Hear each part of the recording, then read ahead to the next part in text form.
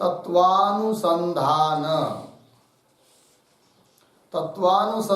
ग्रंथामध्ये पान नंबर 404 404 पेजवर वरून 7वी ओळ, बरोबर आहे. 7व्या ओळीमध्ये शेवटी आलेले आहे अब ता प्राण निरोधके उपाय का निरूपण करे है. ठीक, प्राणाच्या निरोधाचा काय उपाय आहे तो उपाय आता ग्रंथकार सांगतात. तर प्रसंग हा चालू आहे की राजस तामस ह्या ज्या वृत्ती आहे त्या वृत्तींचा निरोध करून जी मनाची सूक्ष्मता प्राप्त होते, तर त्या मनाच्या सूक्ष्मतेला संपादन करणं यालाच म्हणतात मनोनाश. असा विषय झाला. मग पुन्हा प्रश्न उपस्थित झाला की ठीक आहे, मनोनाश तर आम्हाला करायचा आहे, त्याकरिता राजस तामस वृत्तींचा निरोध करावा लागतो, किंबहुना राजस तामस वृत्तींचा निरोध करणं म्हणजेच जणू काय मनोनाश आहे. मग आता त्या वृत्तींचा निरोध कसा होईल, त्याचा काय उपाय आहे, अर्थात मनोनाशाचाच उपाय काय आहे. तर वशिष्ठ महाराजांनी जे 4 उपाय सांगितलेले आहे, वृत्तीच्या निरोधाचे म्हणा किंवा मनोनाशाचे म्हणा, तर ते 4 उपाय त्यापैकी पहिला होता काय की अध्यात्म विद्या अधिगम. अधिगम म्हणजे प्राप्ती, अध्यात्म विद्येची प्राप्ती. त्याच नंतर साधू संगम, तिसरा आहे वासना संपरित्याग, आणि चौथा आहे प्राण स्पंद निरोधन. ठीक, तर अध्यात्म विद्येचं स्वरूपही सांगितलं होतं. तर प्रत्येक अभिन्न जो आत्मा आहे तेच ब्रह्म आहे, तेच माझं स्वरूप आहे की नाही. आणि अशी जी जीव ब्रह्माच्या एकते विषयक विद्या निश्चय, त्यालाच म्हणायचं अध्यात्म विद्या. आणि ती अध्यात्म विद्या का प्राप्त झाली तर ब्रह्म व्यतिरिक्त स्वस्वरूपा व्यतिरिक्त समस्त जगत नामरूपात्मक जगत मिथ्या आहे आणि मीच सर्वत्र परिपूर्ण परमानंद स्वरूप आनंद एक रस आहे. माझ्याहून भिन्न दुसरं कोणतंही जगामध्ये कार्य किंवा कारण म्हणून काहीच नाही, मीच आहे सर्व ठिकाणी. अशा प्रकारची जी विद्या तिला म्हणायचं अध्यात्म विद्या. आणि ती जर प्राप्त झाली तर मनाचा नाश होतो. मनाचा नाश होतो म्हणजे काय, मनाची प्रवृत्ती थांबते, आहे की नाही. वृत्त्या उत्पन्न होत नाही. कसं काय की माझ्याहून भिन्न समस्त नामरूपात्मक जगाचा जर अत्यंत भावच आहे, मिथ्या आहे नाहीच खऱ्या अर्थाने, तर त्या जगाकडेही प्रवृत्त होणार नाही मन, मिथ्या वस्तूकडे. राहिला आत्मा, तर आत्मा हा मनाचा विषय नाही, म्हणून आत्म्याकडेही प्रवृत्त होणार नाही. अर्थात मनाच्या सर्व राजस तामस अधिक वृत्ती थांबल्यात, वृत्तींचा निरोध झाला. हाच आहे मनाचा नाश. अध्यात्म विद्येच्या द्वारे मनाचा नाश होतो. अर्थात मनाचा नाश होण्याकरिता अध्यात्म विद्येची प्राप्ती हे प्रमुख साधन आहे, हे सांगितलं होतं. परंतु अशा प्रकारची अध्यात्म विद्या ज्याला प्राप्त होऊ शकत नाही, काही प्रतिबंध असेल, त्याच्याकरिता उपाय सांगितला होता काय, साधू संगम, साधूंच्या सहवासात राहणे. परंतु जर त्या पुरुषाच्या चित्तात मद असेल, कुठला तरी अहंकार असेल, तर अहंकारी व्यक्ती साधूच्या संगतीत राहू शकत नाही. अशा व्यक्तीकरिता वृत्तीच्या निरोधाचा उपाय अर्थात मनोनाशाचा उपाय काय आहे, तर तिसरा उपाय सांगितला होता. अशा व्यक्तीकरिता उपाय आहे वासना संपरित्याग. जेवढ्या म्हणून मलिन वासना आहे त्या सर्व मलिन वासनांचा काय करायचा आहे, त्याग करायचा आहे, बरोबर. पण ज्या वासनांचा त्याग करायचा आहे त्या वासना सुद्धा कधी कधी अत्यंत प्रबल असतात, प्रयत्न करून सुद्धा त्यांचा त्याग होत नाही. अशा वेळेस काय करायचं, तर त्या मलिन वासना रूप किंवा राजस तामस प्रवृत्ती वृत्ती रूप ज्या वासना आहे त्यांचा निरोध करण्याकरिता उपाय काय, तर त्याच्याकरिता शेवटचा उपाय सांगितला होता प्राणस्पंद निरोध. स्पंद शब्दाचा अर्थ होतो गती, प्राणाच्या गतीचा निरोध करणे, प्राणायामाधिक करणे. ते सारं स्वरूप केव राहिलं आता. तर प्राणाच्या गतीचा जर निरोध केला, प्राणस्पंद निरोध ज्याला म्हणतात, तर वासनाचा त्याग होईल. वासनाचा त्याग घडला अर्थात अहंकाराधिक जे मद आहे, विद्या मद आदी आहे की नाही, वासनाच आहेत त्या मलिन वासना, त्या सर्वांचा जर त्याग घडला तर साधूचा समागम घडेल. साधूची संगती घडली तर साधूंच्या द्वारे अध्यात्म विद्या प्राप्त होऊन मनाचा नाश होईल, अशी ही परंपरा आहे. मग आता ज्या पुरुषाच्या वासना निवृत्त होणं शक्य नाही किंवा प्रबल वासना असल्यामुळे ते निवृत्त प्रयत्न करूनही निवृत्त होत नाही, अशा पुरुषाकरिता उपाय प्राणस्पंद निरोध. आता प्राणस्पंद निरोधाचं काय स्वरूप आहे, कसा करायचा, हा विचार आता ग्रंथकार सांगत आहे. अब ता प्राण निरोध के उपाय का निरूपण करे. लागलं तर हा श्लोक देतात.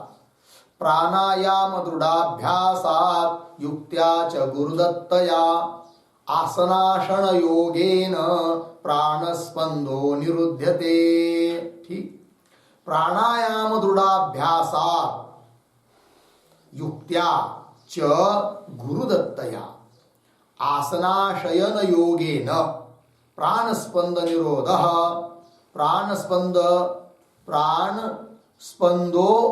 प्राणस्पंदः निरुध्यते. अन्वय पहा. गुरुदत्तया युक्त्या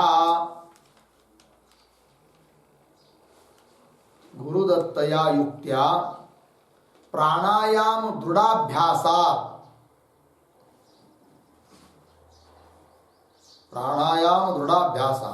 च आसनाशन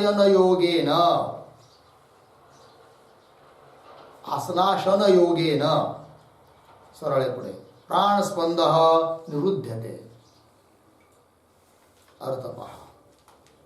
गुरुदत्तया युक्त्या, योगाभ्यास करणारे जे गुरु, त्या गुरूंनी दिलेली जी युक्ती, त्या युक्तीच्या द्वारे प्राणायामाचा अभ्यास करायचा आहे. आणि तो प्राणायामाचा अभ्यास दृढ झाला असता त्या दृढ अशा प्राणायामाच्या अभ्यासाने काय प्राणस्पंद निरुद्धते. प्राणस्पंद, स्पंद म्हणजे गती, प्राणाच्या गतीचा निरोध होतो. एक उपाय. किंवा काय आणखीन उपाय काय सहकारी. आसनाशयन योगेन, आसन योगेन अशन योगेन, आसनाच्या माध्यमाने अशनाच्या माध्यमाने, अशन म्हणजे आहाराधिक कसा घ्यायचा काय, त्या माध्यमाने सुद्धा प्राणस्पंद निरुद्धते. लागलं. प्राणाच्या गतीचा निरोध करण्याकरिता उपाय म्हणून कोण कोण झाले बरं. प्राणायामाचा दृढ अभ्यास, गुरुने दिलेल्या युक्तीनुसार प्राणायामाचा दृढाभ्यास 1, आसन योग 2, अशन योग 3. लागलं. अर्थ पहा. योगाभ्यास करणारे गुरुने प्राप्त करी जा युक्ती आहे.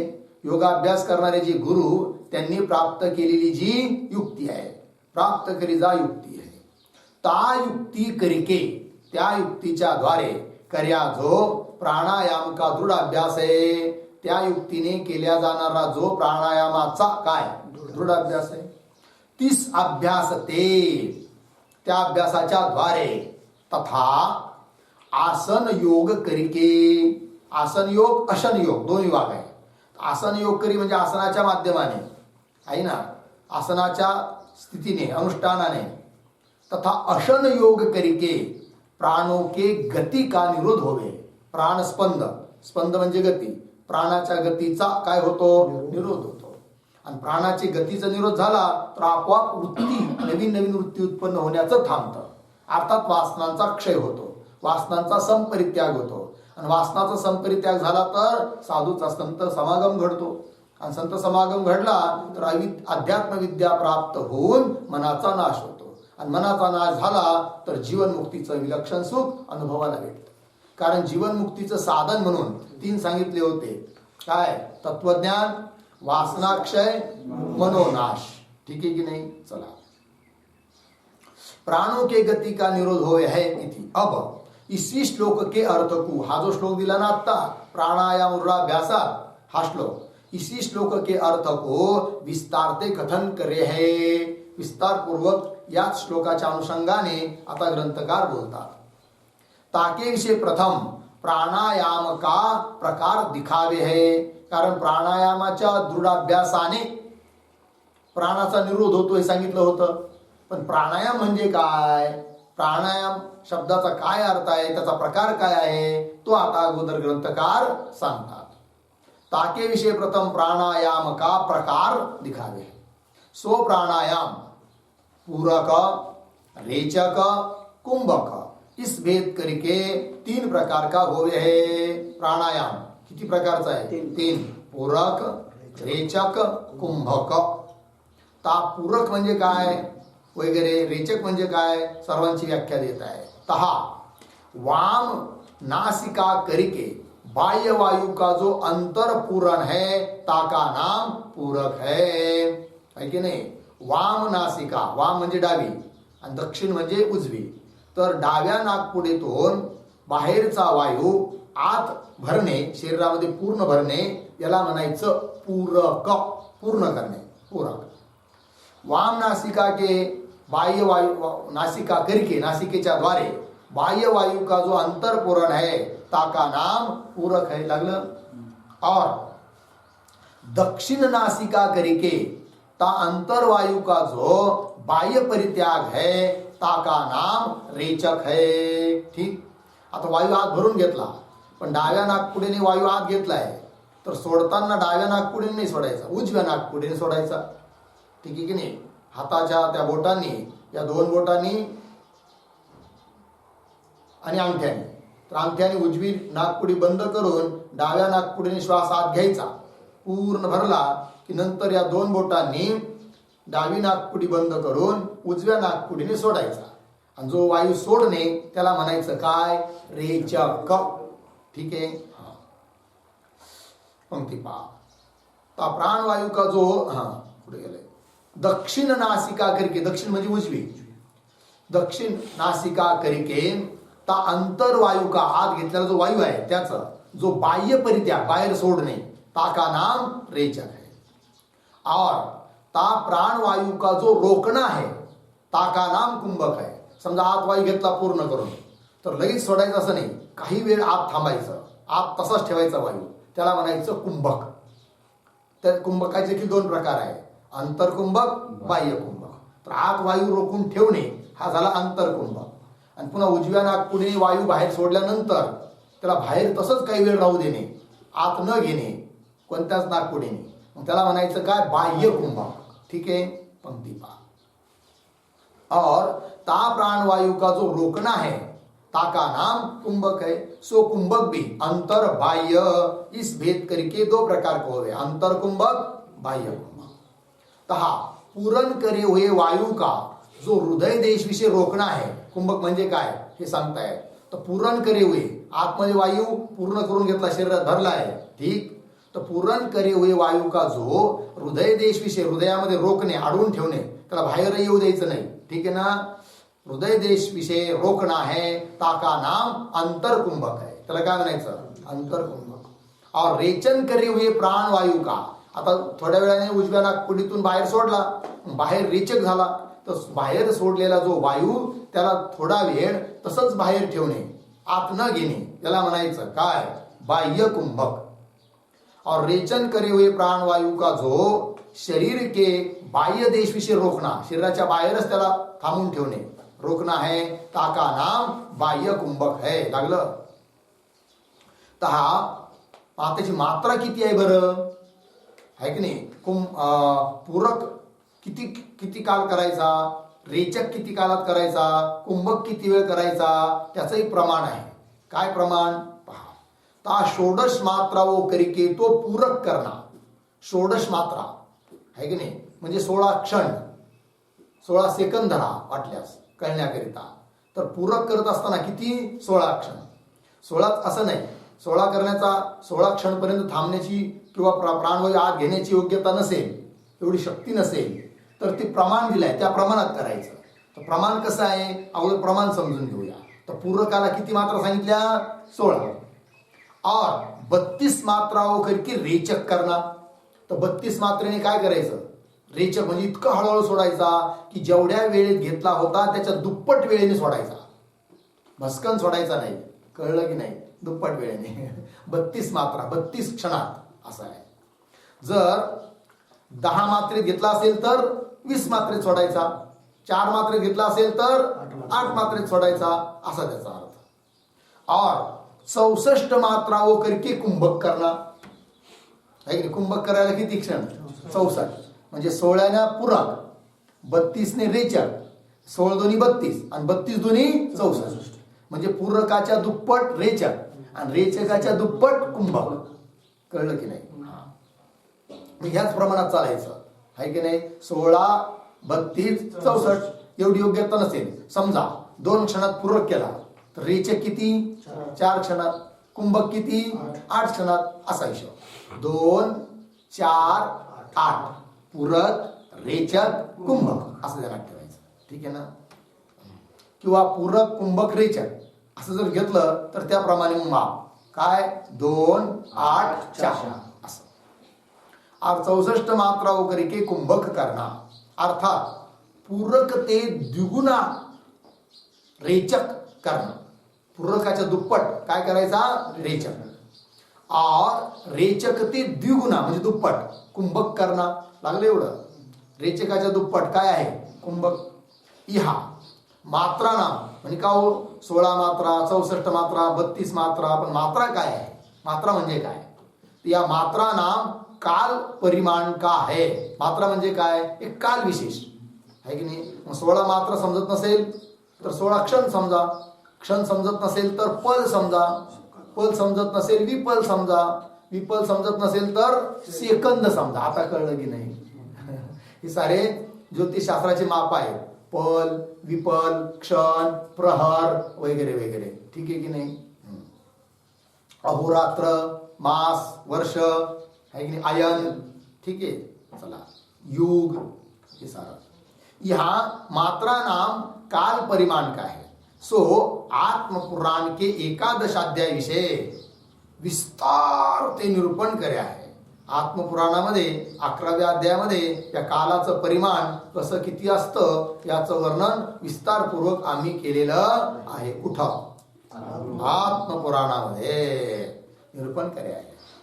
इस प्रकार के प्राणायाम के अभ्यास थे सो प्राण के गती का निरोध होवे है. अशा रीतीने जर प्राणायामाचा अभ्यास केला, आतावर सांगितलेला पूरक रेचक कुंभक, तर काय होतो तर प्राणाच्या गतीचा निरोध होतो. आणि प्राणाची गती थांबली तर मनाच्या वृत्तीही थांबतात. बघा तुम्ही, लगेच मनात जर चल विचल विचलता विक्षेपता आली असेल, लगेच प्राणायाम करायचा, लगेच मन काय होतं स्थिर होतं, शांत होतं. इस प्रकार के प्राणायाम के अभ्यास थे सो प्राण के गति का निरोध होवे है. ता प्राण निरोधते सो मनोनाश होवे. आणि प्राणाचा निरोध केला तर वृत्ती उत्पन्न होत नाही, आणि वृत्ती राजस्थामस उत्पन्न न होणे म्हणजेच मनाचा नाश आहे की नाही.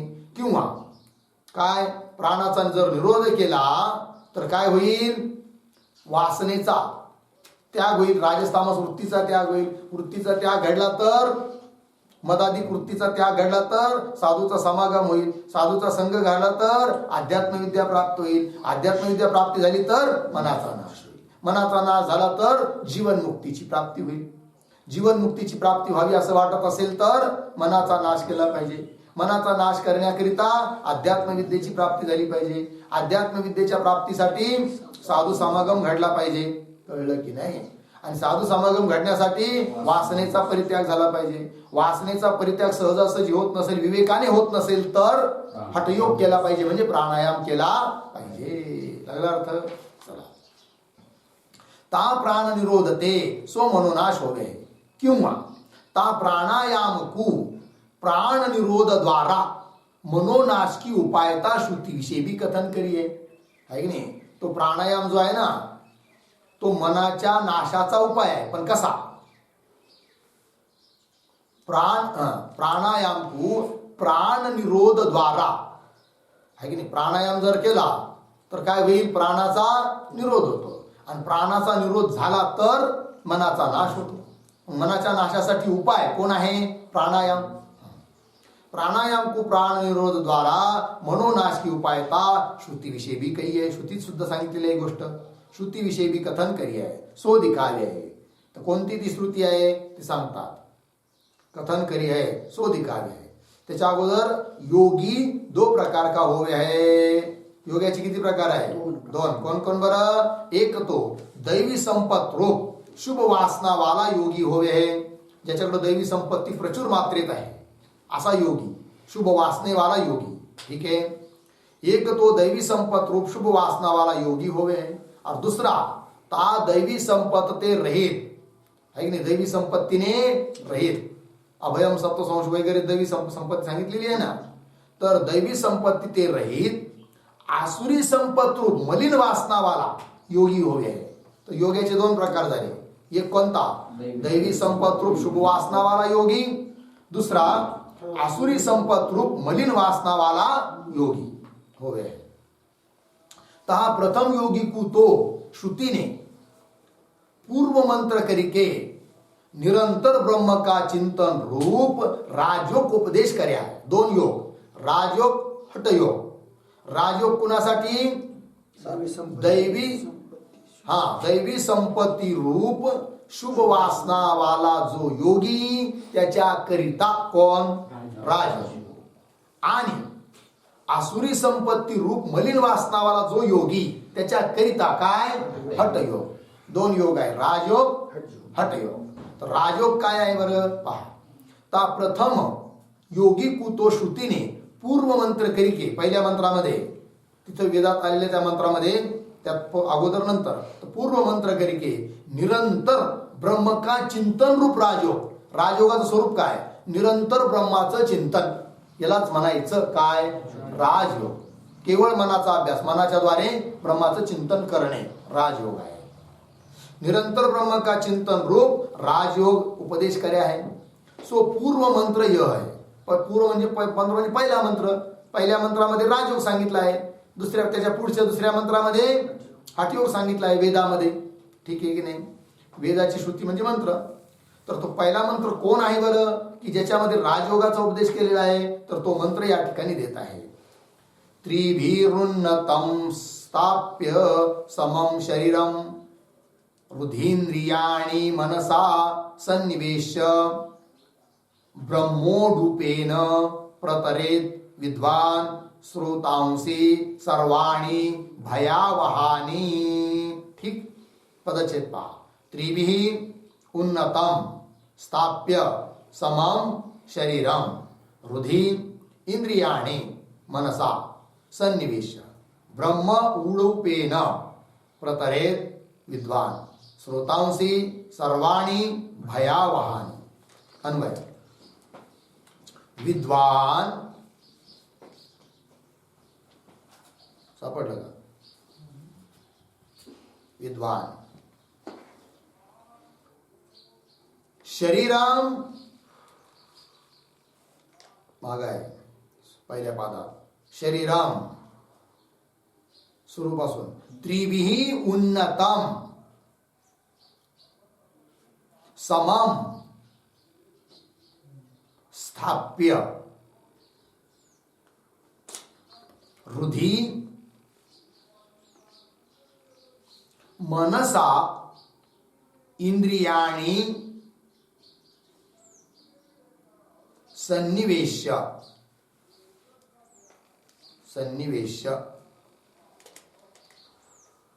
ठीक. पुढे ब्रह्म उडूपेन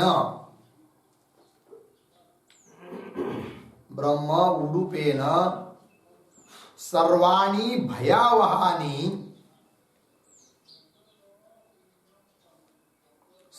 भयावहानी श्रोतांसी प्रतरेत. झालं. अर्थ पहा. विद्वान ज्ञानी पुरुष योगी कायजी तर शरीरम हे आपलं शरीर. त्रिभिः तीन गोष्टी, कंबर, कटी, ग्रीवा म्हणजे मान आणि पाठ, हे तीन एका रेषात सरळ असले पाहिजे. ठीक आहे. त्रिभिः उन्नतम सरळ, समम स्थाप्य समान एका रेषेत स्थापन करून. काय बरं मग पुढचं काय नंतर? तर हृदयामध्ये मनसा इंद्रियानी मनासहित इंद्रियांना सन्निवेश निरोध करून मनासहित इंद्रियांचा हृदयामध्ये काय करायचा, निरोध करायचा आहे आणि ब्रह्मध्यान करायचं. मग काय तर ब्रह्म उडुपेन, उडूप म्हणजे नौका, तर ब्रह्मरूप मीच ब्रह्म आहे असं चिंतन रूप जी नौका, तर ब्रह्म उडुपेन काय करावं की सर्वाणी भयावानी स्रोतांशी, सर्व असे जे भयावह भय देणारे स्रोत आहे, मायेचे प्रवाह आहेत, तर सर्व त्या माया नदीच्या प्रवाहाला तरुण जावं. प्रतरेत प्रकर्षेण तरेत, तरुण जावं. ब्रह्मरूप नौकेच्या द्वारे सर्व भयदायक स्रोतांना तरुण जावं. लागला अर्थ. आता पहा अर्थ. य श्लोकाचा अर्थ देऊ राहिले. य विद्वान योगी पुरुष, विद्वान शब्द आला की नाही, विद्वान योगी पुरुष काय करावं त्याने, एकांत देश विषय, एकांत देशात जावं, लोकांमध्ये होणार नाही. जरी त्याने कल्पना केली की आपण काय करू आपल्यासाठी आपल्याच बंगल्यामध्ये स्पेशल वेगळी रूम काढू, तरी तिथंही होणार नाही. जर घरातल्या स्पेशल रूममध्ये जर अभ्यास घडला असता, होऊ शकला असता, तर शास्त्रामध्ये असं सांगितलं असतं की घराच्याच तुम्ही एका कोपऱ्यात एक रूम काढा आणि तिथं करा अभ्यास वगैरे, पण होत नाही. मग कुठं जाय सांगितलं, एकांतात. कारण घरात बसेला असला, कळत न कळत तो मोह असतोच डोक्यात घरातल्या लोकांविषयी, आणि तो शांत बसू देत नसतो. काय झालं काय नाही ती खूप चालूच राहते, चर्चा त्यांची तिकडे चालू राहते, आरडाओरड तिकडे चालू राहते, पण याच्यात मला धुकधुक होते, काय झालं असेल काय झालं असेल, काय विचारू मग लगेच विचारणार, कळलं की नाही. घरात अभ्यास होत नाही, कळलं. चला, ज्याला परमार्थ करायचा आहे त्याने घरी राहू नये, कळलं की नाही. गृहस्थ आश्रम स्वीकारला असेल तर गोष्ट वेगळी, पण ब्रह्मचारी असेल तर ब्रह्मचर्याने चुकून सुद्धा काय घरी राहायचं नाही, गावात सुद्धा राहायचं नाही. कमीत कमी गावापासून 25 किलोमीटर दूर, मग जगात कुठेही राहा. झालं. चला, य विद्वान, गाव म्हणजे आपलं स्वतःचं जन्मगाव, तिथं राहायचं नाही, दुसऱ्या गावात राहायचं. संन्यास में 4 प्रकार के हैं. हाँ, मरकट संन्यास कोटेटी ऐसा है. हाँ, गया इसमें सब. हाँ, सब गया इसमें. ये बहुत सागर जैसा ग्रंथ है, बहुत विषय है उसमें. ठीक है ना जी. चलो भाई. तो यह विद्वान योगी पुरुष एकांत देश विषय, एकांतात जाऊन पवित्र आसन उपरी, पवित्र आसनावर बसायचं आहे की नाही. आणि आपणे शरीर को, आपल्या स्वतःच्या शरीराला कसं ठेवायचं तर कटी ग्रीवादिक देशते समस्थापन करिके, कटी कंबर, ग्रीवा मान आणि मधी पाठ, हे तिन्ही एका रेषेत आले पाहिजे. ग्रीवा कटी ग्रीवादिक देशते सम स्थापन करिके. तथा आणखीन काय करावं, आपणे हृदय विषय, आपल्या हृदयामध्ये मन सहित सर्व इंद्रियों का निरोध करिके, मनासहित सर्व इंद्रियांचा काय करायचा, निरोध करून मग पुढे अहम ब्रह्मास्मी, ब्रह्म उडुपेन म्हटलं की नाही, अहम ब्रह्मास्मी या प्रकार का निरंतर चिंतन करे. असं चिंतन केलं तर काय होईल, ता ब्रह्मचिंतन रूप नौका करिके उडुपेन, त्या ब्रह्मचिंतन रूप नौकेच्या द्वारे सो विद्वान योगी काय भय की प्राप्ती करणे हरे, भयावहाने सर्वाणी स्रोतांशी, तर भयाची प्राप्ती करून देणारे मायारूप नदी के प्रवाह को, मायारूप नदीचे स्रोत प्रवाह, त्या प्रवाहांना प्रतरेत प्रकर्षेण तरेत, तरे ते दिले. मायारूप नदी के प्रवाह को तरे, तरुण जावो इति. लागला अर्थ. पुढे. और दूसरे योगी के प्रति तो श्रुति ने दूसरे मंत्र करके प्राण निरोध का उपाय रूप हठयोग उपदेश कर्या है. योगाचे 2 प्रकार सांगितले होते ना आता, कळलं की नाही. कोणतं 2 योगी, दैवी संपत रूप शुभ वासना वाला योगी, त्याच्याकरिता राजयोग पहिल्या मंत्रात सांगितला, आणि आसुरी संपत रूप मलिन वासना वाला योगी हा दुसरा आहे, त्याच्याकरिता हठयोग ते सांगतात. और दुसरे योगी के प्रति तो, दुसऱ्या योग्या करता तर श्रुतीने दुसरे मंत्र करके, आता वर एक पहिला मंत्र झाला, आणखीन दुसरा मंत्र वेदात आलेला मंत्र श्रुती, मंत्र म्हणजे श्रुती, दुसरे मंत्र करके दुसऱ्या मंत्राच्या द्वारे प्राण निरोध का उपाय रूप, प्राणाचा निरोध, प्राण निरोधाचा उपाय रूप, उपाय म्हणून प्राणाचा निरोध करायचा आहे. पण प्राण निरोधासाठी उपाय काय, तर प्राण निरोधाचा उपाय म्हणून हठयोग उपदेश कर्या आहे. काय सांगितलं आहे? हठयोग सांगितलेला आहे. हठयोग म्हणजे काय? प्राणाचा निरोध रूप उपाय आहे की नाही, प्राणायाम वगैरे. हा, पुढे चला. उपदेश काय आहे? सो द्वितीय मंत्र य आहे. मग तो दुसरा मंत्र कोणता आहे बरं? की ज्याच्यामध्ये हठयोग सांगितला आहे, अर्थात प्राणाचा निरोध सांगितलेला आहे, प्राणायाम वगैरे सांगितलेले आहे. पहा, प्राणान प्रपीडेह सुयुक्त चेष्ट क्षिणे प्राणे नासिकयोच्छ्वसीत दुष्टाश्वयुक्ताम इव वाहम एनम विद्वान मनोधारयेत अप्रमत्तः. ठीक, पदच्छेद. प्राणान प्रपीड्य इह सुयुक्त चेष्ट क्षीणे प्राणे नासिकया उच्छ्वसीत दुष्टाश्वयुक्तम इव वाहम एनम विद्वान मनः धारयेत अप्रमत्तः. अन्वय पहा. इह सुयुक्त चेष्ट प्राणान प्रपीड्य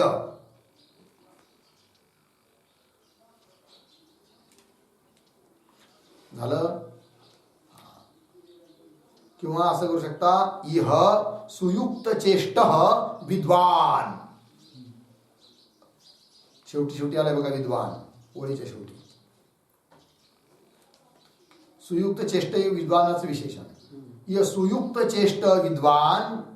आता मागे प्राणान प्रपीड्य प्राणे क्षीणे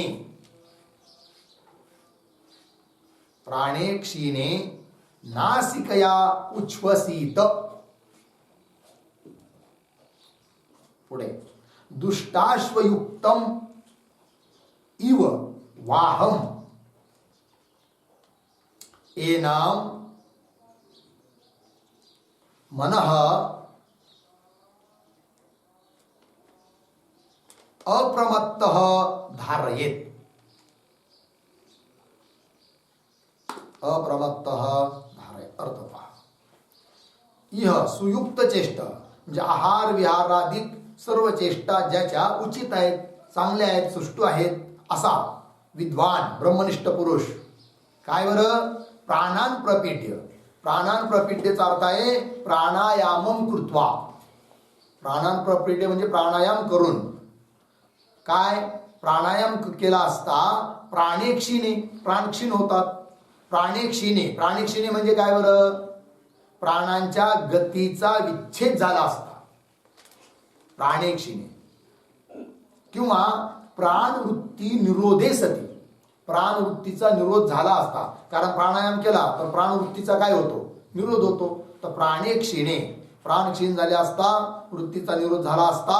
नासिकया उच्छ्वसीत, नासिका से सामान्य श्वास लेवे. पुढं मग काय करावं? असं करून दुष्टाश्वयुक्तम इव.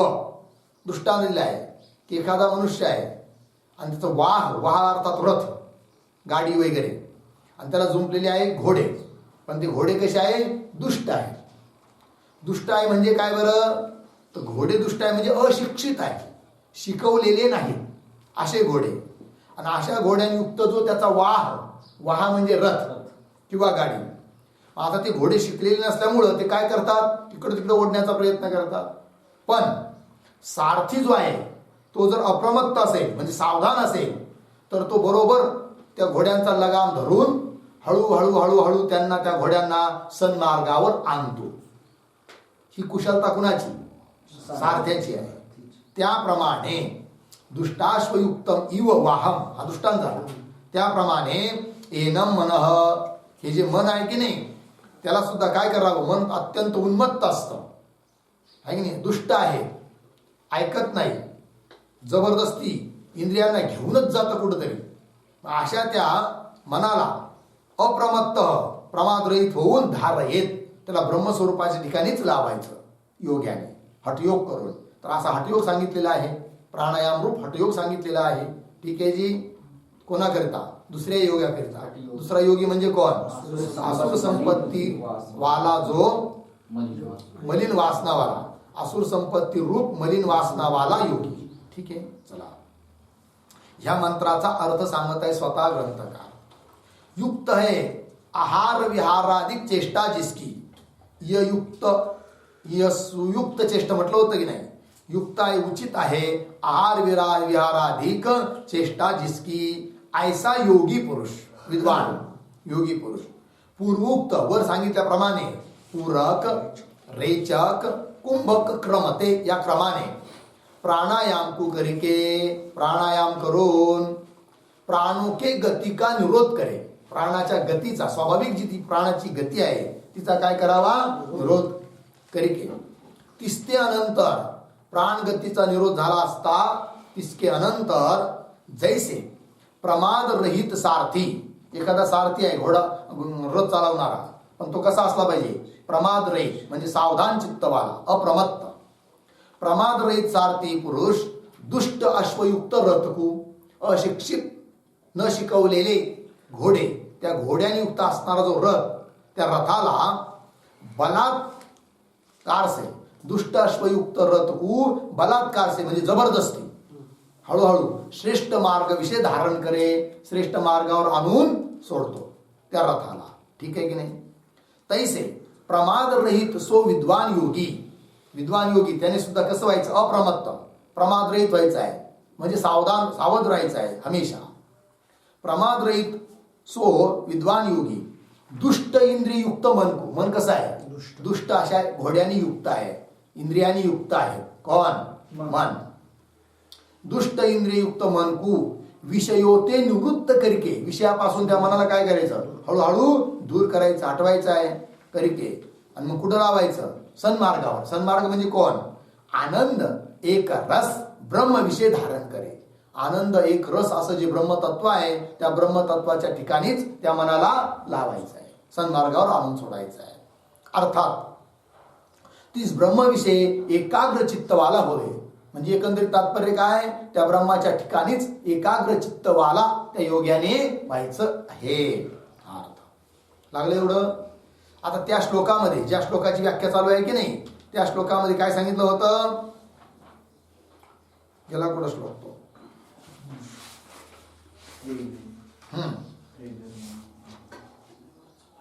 आता गेला नाही. हा, पान नंबर 404 वर मध्ये प्राणायाम दृढाभ्यासात युक्त्याच गुरुदत्तया. तर प्राणायाम काय आहे तो सांगितला आतापर्यंत.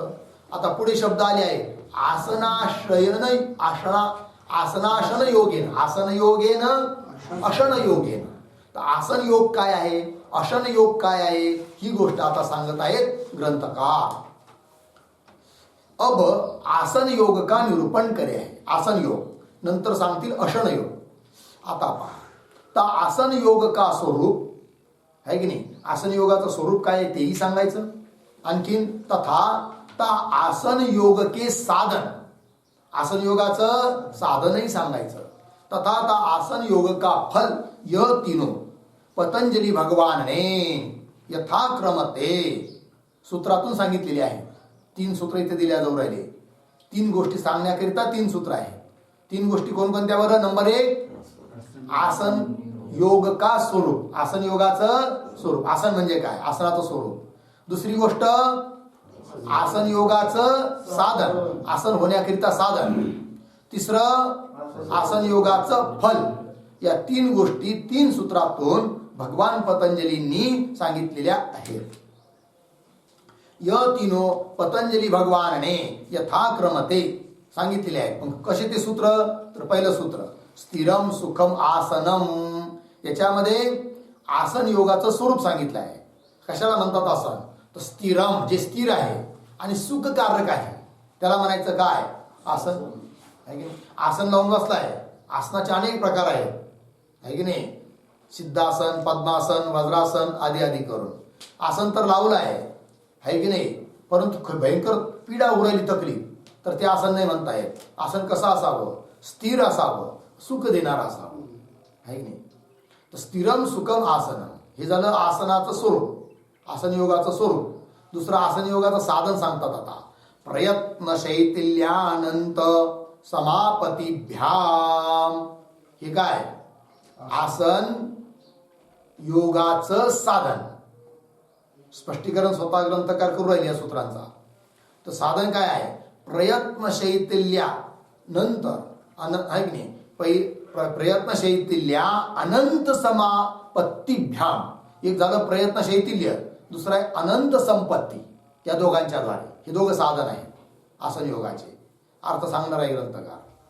पण त्याच्याने फल काय बरं? आसन योगाचं फल तिसऱ्या सूत्रातून ततः द्वंद्व अनभिघात. द्वंद्वाचा अभिघात होत नाही. हे काय आहे आसन योगाचं फल. आता इन तीनों सूत्र करके कथन करे. इन तीनों सूत्रों का यह अर्थ है. काय बरं? तर चलायमानते रहित. पहिलं सूत्र काय आहे? स्थिरम सुखम आसनम. बरोबर. त्याचा अर्थ स्थिर. स्थिर म्हणजे चलायमानते रहित आहे की नाही. आसन एकदा सिद्ध झालं तर 3-3 तास माणसं एकाच आसनावर बसतात. आणि जर आसन सिद्ध नसेल तर 5-5 मिनिटाला आसन बदलवतात. कळलं की नाही. जेवण करत असताना 50 वेळेस आसन बदलवणारी माणसं आहे की नाही. जेवण सुद्धा त्यांना काय एका आसनावर बसून होत नाही. सापडलं माहिती उदाहरण. चला चलायमान ते रहित. पहिल्या सूत्राचा अर्थ स्थिरम सुखम आसनम. याचा अर्थ चलायमान ते रहित तथा सुख की प्राप्ती करण्याहारा. सुख देणार आणि चलायमान ते रहित जो आसन है सोई ही योग का अंगभूत आसन कहा जावे. त्यालाच योगाचं अंगभूत आसन असं म्हणतात. सो आसन. आता त्याचा उपाय दुसऱ्या सूत्रातून काय सांगितलं आहे? आसन योगाचं साधन. साधन म्हणजे उपाय. काय सांगितलं होतं? प्रयत्न शैथिल्य आणि अनंत समापत्ती. बरोबर. त्याचा अर्थ सांगू राहिले. सो आसन प्रयत्न शैथिल्य अनंत समापत्ती इन दोनों साधनों ते सिद्ध होवे. अर्थात हे दोन्ही साधन आहेत आसन सिद्ध करण्याचे. काय काय? पहिलं साधन प्रयत्न शैथिल्य, दुसरं साधन अनंत समापत्ती. पण म्हणजे काय?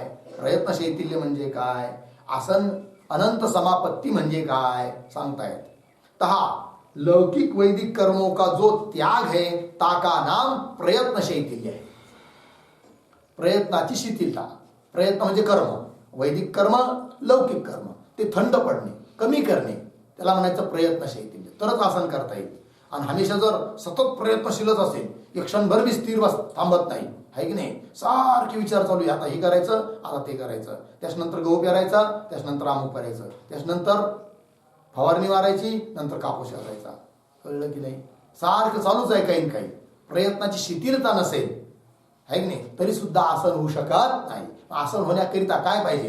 प्रयत्न शैथिल्य. लौकिक वैदिक कर्मों का जो त्याग है ताका नाम प्रयत्न शैथिल्य है. तहा जो पुरुष लौकिक वैदिक कर्मों विषय प्रवर्तमान है, लौकिक वैदिक कर्म करण्यातच सतत प्रवृत्त आहे, प्रवर्तमान है, तीस पुरुष का सो स्थिर आसन होई सकता नाही. त्या पुरुषाकडून स्थिर रूपाने आसन सिद्ध होणं शक्य नाही आहे. सो स्थिर आसन होई सकता नाही. याते म्हणून ता लौकिक वैदिक कर्म का त्याग भी ता आसन का साधन आहे.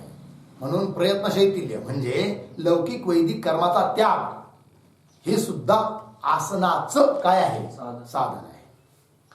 दुसरा उपाय काय सांगितला होता? प्रयत्न शैथिल्य. दुसरा उपाय काय?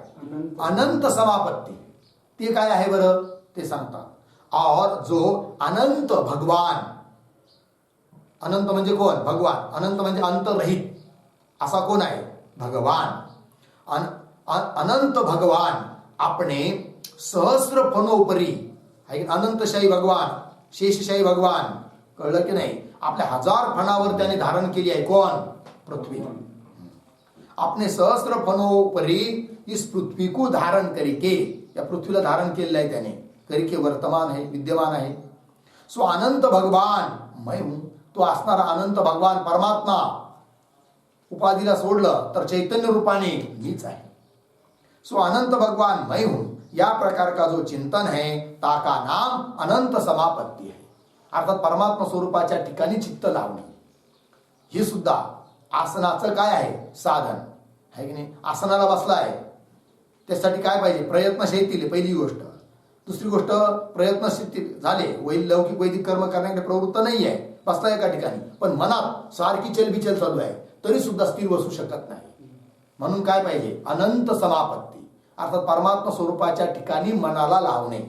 थोडक्यात कळलं, एकाग्र चित्त करणे. या प्रकार का जो चिंतन है ताका नाम अनंत समापत्ति है. लागलं. इस अनंत समापत्ति करके, या अनंत समापत्तीच्या द्वारे ता आसन के प्रतिबंधक दुरित नाश होवे है. आसनाचे प्रतिबंधक जे दुरित म्हणजे पाप, ते पाप काय होतात, प्रतिबंधक नष्ट होतात, नाश होवे है. और तिस आसन के जय करणे ते, आसन सिद्ध झालं, समजा साधना करून आसन सिद्ध केलं, 3-3, 4-4, 6-6 तास एकाच आसनावर बसण्याचा अभ्यास झाला, आता त्याला सिद्ध झाला म्हणायचं आसन. ठीक आहे, कमीत कमी 3 तास एका आसनावर बसता आलं पाहिजे. लागलं की नाही. और तिस आसन के जय करणे ते इस योगी का, त्याला फल काय मग, तर तिसऱ्या सूत्रात फल सांगितलं होतं. काय सांगितलं होतं, ततः द्वंद्व अनभिघात, द्वंद्वाचा अभिघात होत नाही, म्हणजे द्वंद्वाचा परिणाम होत नाही, द्वंद्व चाल करत नाही त्या योग्यावर. द्वंद्व म्हणजे काय, शीत उष्ण, अनुकूलता प्रतिकूलता, हे सारे द्वंद्व आहेत, ते त्याच्यावर परिणाम करत नाही. कुणावर, ज्याने आसन सिद्ध केलं आहे अशा योग्यावर.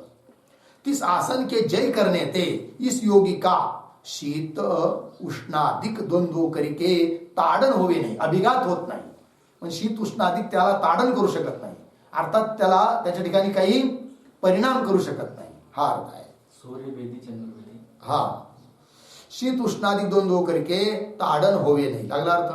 अर्थात शीत उष्णाधिक द्वंद्व की जा निवृत्ती आहे, थोडक्यात काय, शीत उष्ण इत्यादी द्वंद्वाची जी निवृत्ती आहे, यही ता आसन योग का फल आहे. यालाच म्हणायचं आसन योगाचं फल झालं जी. अब आसन योग, त्या श्लोकात 3 सांगितलंय की नाही, प्राणायाम 1, आसन योग 2, आसन योग 3. आता आसन योग सांगितला, तिसरा आहे कोण, आसन योग. अब आसन योग का निरूपण करे है ता श्लोक. आसन योग सांगणार श्लोक, दन्नैर जलेनैकं प्रपूरयेत मारुतस्य प्रचारार्थम चतुर्थम अवशेषयेत. पाठ करून ठेवा श्लोक, फार महत्वाचा आहे.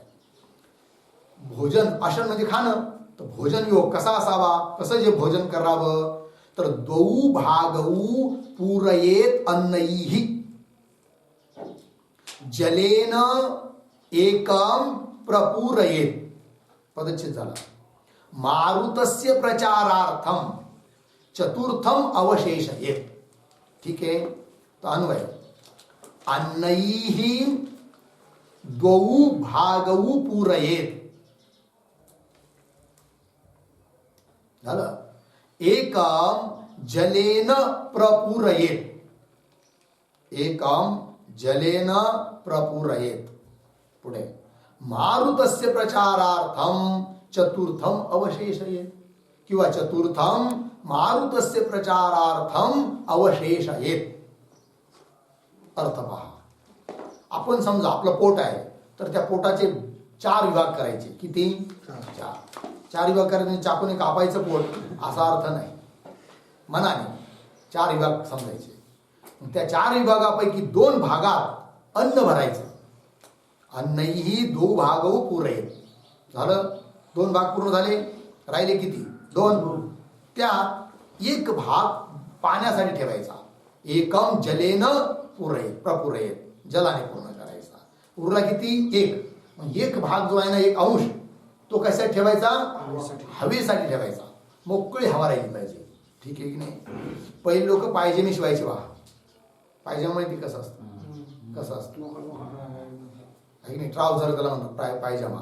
नीचे बांधतो 2-2 किलो 5-5 किलो जवारे भी भरते है कि नहीं. वो सफेद कपड़े का अभी भी कोई लोग सिलाते है की नाही. हे ढगाळाचं ढगाळा, त्या 2-4 माणसं जाऊन बसतील. म्हणतात ना 5-5 किलो ज्वारी सुद्धा त्या पायजम्याच्या पुढ्यात नेता येते. इतके मोठे मोठे पायजमे. का बरं? हवेला मोकळी जागा असावी खेळायला. त्याचा परिणाम फायदे पण लाभ पण होत होता ना. काय त्या लोकांना चर्मरोग वगैरे कधीच होत नव्हते. आता पॅन्टी आल्या, जीन्स इतक्या फिट असतात की एक बोट सुद्धा मध्ये जागा नसते, इतक्या फिट असतात. आणि जाड कपडा असतो पुन्हा. हवेला तर जायला जागाच नाही.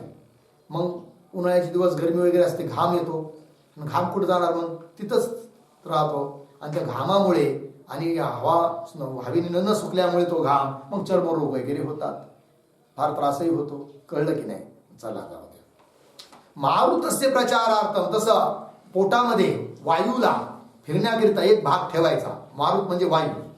तर चतुर्थम, चौथा भाग मारुतस्य प्रचारार्थम, वायूला फिरण्याकरिता अवशेष शिल्लक ठेवायचा आहे. कळलं?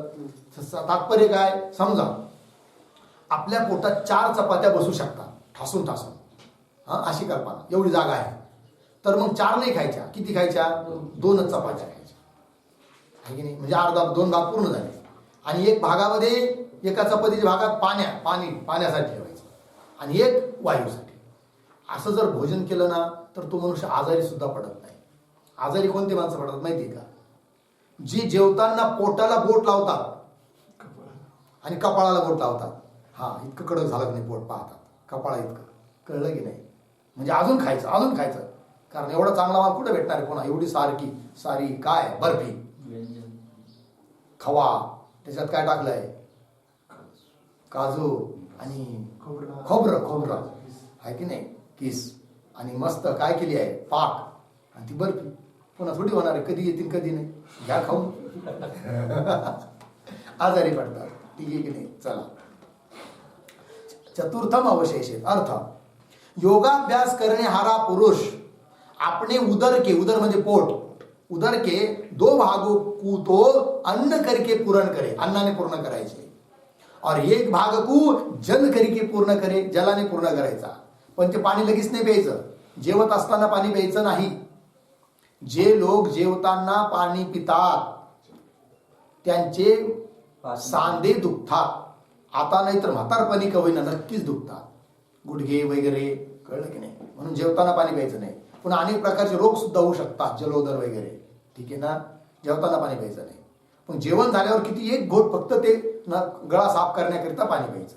आणि जेवण झाल्यावर 1 तासाने पाणी प्यायचं, कमीत कमी 1 तासाने. कळलं? असं सांगितलं आहे. और 1 भाग को जल करके पूर्ण करे और प्राणवायू के सुखपूर्वक संचार वास्ते. प्राणवायू म्हणजे वायू, त्याला सुख सहज संचरण करता यावं. सुखपूर्वक संचार वास्ते 1 भाग को खाली राखे. आणि जे लोक वायूला फिरण्याकरिता 1 भाग ठेवत नाही, मग त्यांना त्या वायूला जबरदस्ती जावं लागतं, आहे की नाही? आणि परंतु ते अन्न त्याला राहू देत नाही त्या वायूला. मग ते अन्न काय करतं? फुल भरलेलं असतं टाचून. वायू म्हणतो मला फिरल्याशिवाय तर ते अन्न पचन होणार नाही. आणि अन्न म्हणतो तुला फिरायला जागाच कुठे, निघ बाहेर. मग डकार, आहे की नाही? वरून निघतो वायू, कधी खालून निघतो. कळलं की नाही? ते अन्न राहू देत नाही. आणि मग सारे गडबडी होतात. मग ऍसिडिटी वाढते, आहे की नाही? अपचन होतं. मग मन सुद्धा स्थिर राहत नाही, साऱ्या गोष्टी बिघडतात. म्हणून भोजन कसं करावं हे सुद्धा एक आरोग्याचं अंगच आहे. कळलं की नाही? वेळ झाला म्हणून भोजन करायचं नाही. मग भूक लागली म्हणून भोजन करायचं. कधी भूक लागल्याशिवाय खाऊच नाही. आता असं नाही का आता वेळ झालाय 12 वाजले, जेवणाची वेळ झाली, भूक असो नसो खायचा, चुकीची गोष्ट आहे. कळलं की नाही? चला, 1 भाग को खाली राखी. आणि आरोग्याचे सूत्र ज्याला कळाले ना तो सहसा आजारी पण पडत नाही. एकच नुसतं खाण्याचे सूत्र नाही आहे, झोपण्याचे, खाण्याचे, फिरण्याचे, आहे की नाही? बोलण्याचे, मनाच्या चिंतनाचे, निद्रा, झोप, तेच ना. या साऱ्या गोष्टीचे सूत्र आहे. आणि साऱ्या गोष्टीचे सूत्र जो तंतोतंत पाळतो ना तो सहसा आजारी पण पडत नाही आणि आजारी पडू पण नाही. आजारी पडून केवळ काय वाटतं? आजारी पडलं तर जाईन 100 रुपये डॉक्टरकडे, गोळ्या खाऊ. चुकीची गोष्ट आहे. गोळ्याच्या भरोशावर जीवन जगू नये. कारण त्या गोळ्या, ॲलोपॅथिक गोळ्या म्हणजे साक्षात विष आहे. शक्यतो टाळायचाच. लयच आणीबाणीचा प्रसंग आला तर 1-2 गोळ्या घ्यायला हरकत नाही, कधी काच 10-5 वर्षातून एखाद्या वेळेस. पण शक्यतो त्या विष रूप असणाऱ्या गोळ्या आणि इंजेक्शन टाळायचं, घ्यायचं नाही.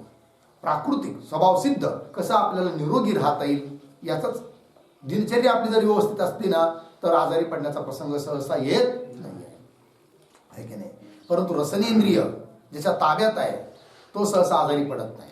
आणि जो रसनेंद्रियाच्या ताब्यात आहे तो कायम आजारीच असतो. कळलं की नाही. काही काही माणसं परमानंट आजारी असतात.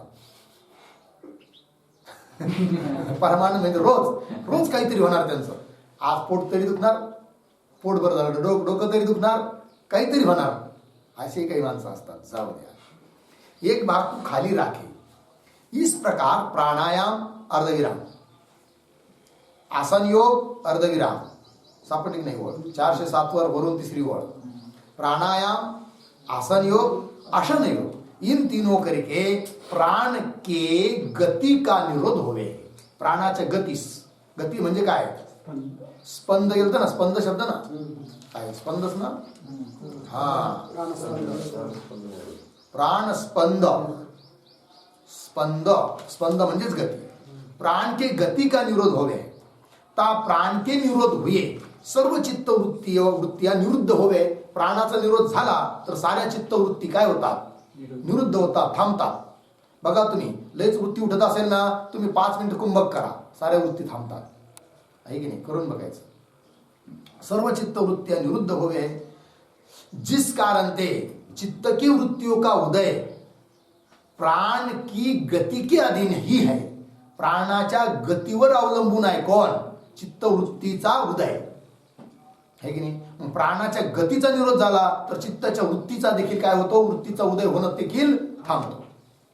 जिस कारण ते चित्त के वृत्तियों का उदय प्राण की गति के अधीन ही होवे है. तात्पर्य, जो पदार्थ जिस वस्तु के अधीन होवे है सो पदार्थ ता वस्तु के निरोध हुए निरुद्ध होवे है. हा नियम. जो पदार्थ ज्या वस्तूच्या अधीन असतो तो पदार्थ ता वस्तू के निरोध होय, त्या वस्तूचा निरोध झाला असता निरुद्ध होतो म्हणजे थांबतो. उदाहरण सांगतात, जैसे पट तंतुओं के अधीन होने ते तीन तंतुओं के निरोध हुए निरुद्ध होवे. घटवा त्या नियमात.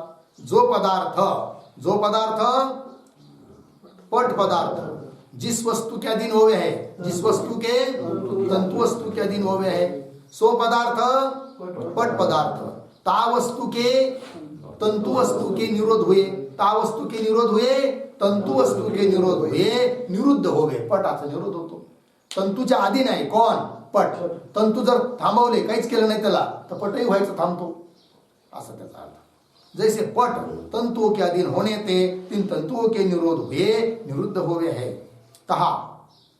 तथा त्याप्रमाणे जैसे बाह्य इंद्रिय चित्त के अधीन होने ते. आणखीन उदाहरण, बाह्य इंद्रिय कुणाच्या अधीन आहे? चित्ताच्या अधीन आहे.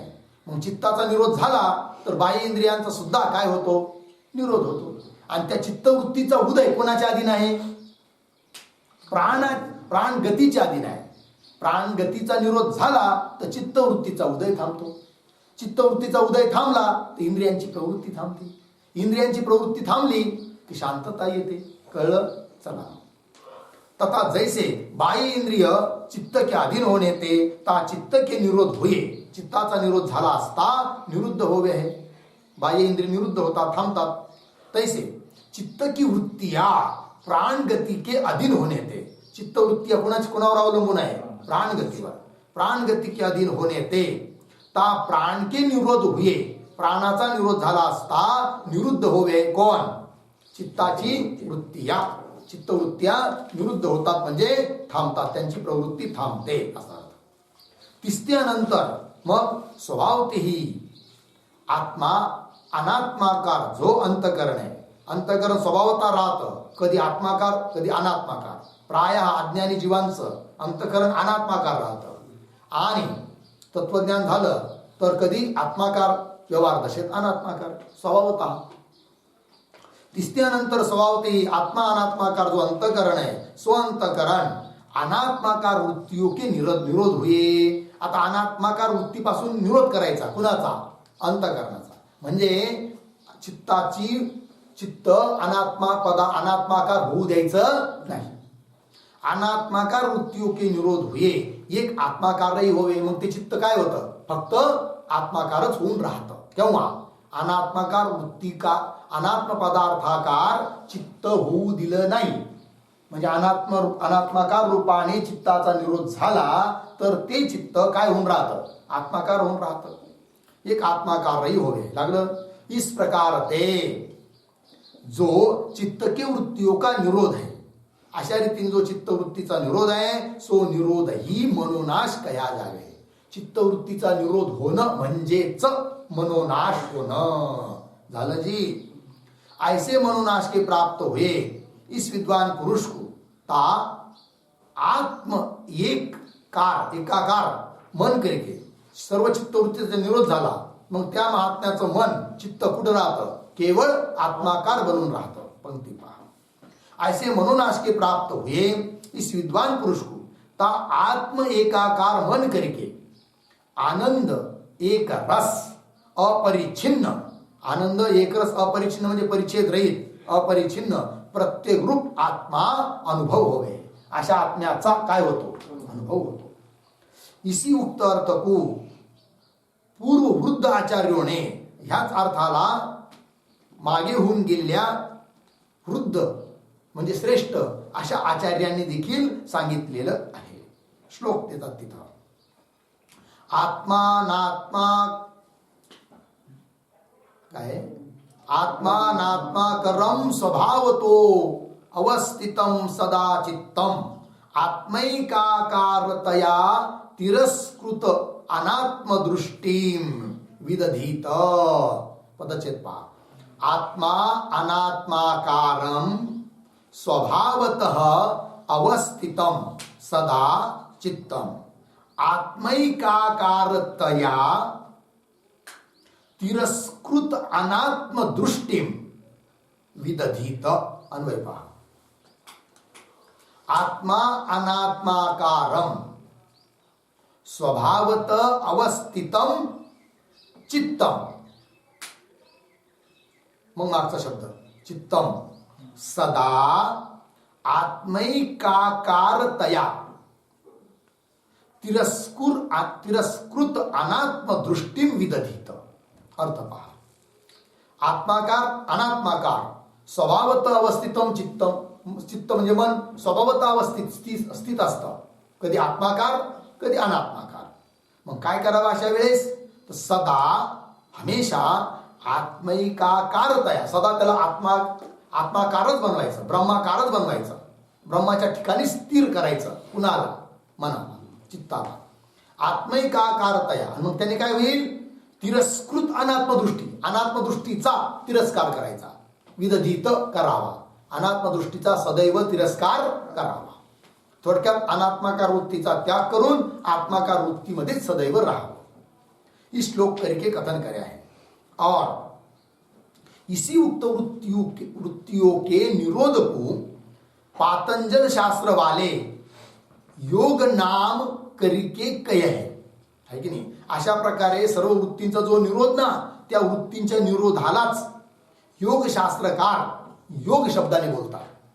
सर्व वृत्तींचा निरोध होणं म्हणजेच योग है. योगश चित्तवृत्ती निरोध, समस्त चित्तवृत्तींचा निरोध म्हणजेच योग असं बोलतात योगशास्त्रवाले, पतंजल म्हणे. इसी उक्त वृत्तियों के निरोध को पातंजल शास्त्र वाले योग नाम करके कहे. मग आता काय ते पतंजलीचं सूत्र आहे, तर हा पतंजली सूत्र. योगश चित्तवृत्ती निरोध, चित्तवृत्ती निरोध योग, समस्त चित्तवृत्तींचा निरोध होणं यालाच म्हणतात काय, अर्थ य. चित्त के सर्व वृत्तियों का जो निरोध है ताका नाम योग है, त्याला योग म्हणतात. आम्ही पण सर्व चित्तवृत्ती, तर असं चित्तवृत्ती आहे तरी किती, तर 5 वृत्ती आहेत. तहा कोण कोण 5 वृत्ती आहेत सांगतात. तहा प्रमाण, विपर्यय, विकल्प, निद्रा, स्मृती. किती झाल्या, 5. य 5 प्रकार की चित्त की वृत्तियां हो रही. 5 प्रकारच्या चित्तवृत्ती असतात आणि या 5ही प्रकारच्या चित्तवृत्तीचा जो निरोध त्याला म्हणतात योग. बरोबर. तहा प्रमाणजन्य जो आता प्रत्येकाची व्याख्या करू राहिली. प्रमाण वृत्ती म्हणजे काय, विपर्यय वृत्ती म्हणजे काय, विकल्प वृत्ती म्हणजे काय, निद्रा वृत्ती म्हणजे काय, स्मृती वृत्ती म्हणजे काय, है की नाही. त्यांची व्याख्या झाली. मी या साऱ्या वृत्तींचा जो निरोध त्याला योग म्हणतात हे सांगायचं आहे. पण तो विचार आपण नंतर करू. ओम पूर्णमदः पूर्णमिदं पूर्णात् पूर्णमुदच्यते पूर्णस्य पूर्णमादाय पूर्णमेवावशिष्यते। ओम शांति शांति शांति।